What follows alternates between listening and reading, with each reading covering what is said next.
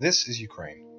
Ukraine has a population of about 45 million people, which is about the same as California, Washington, and Oregon combined. Now, 45 million people, divided roughly in half, gets us a little over 22 million women. 1 in 3 women worldwide is a victim of domestic violence. So in those 3 states, we end up with 7.5 million victims of domestic violence. Now, those 3 states, California, Washington, and Oregon, also have a little over 200 shelters for domestic violence, places where these women can go and get away from the abuse. Well, let's take just a quick look. If we take those 7.5 million women and we divide them into those 200 shelters, how many women per shelter?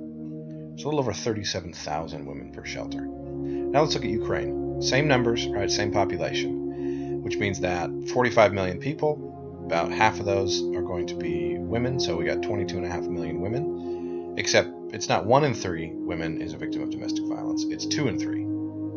And so that means it's not 7.5 million victims, it's 15 million.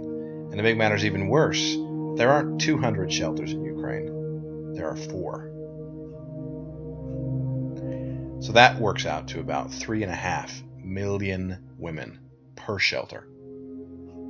Now, if we were to actually go through and provide services for all of those 3.5 million women, we'd have to put 10,000 women through each shelter every single day.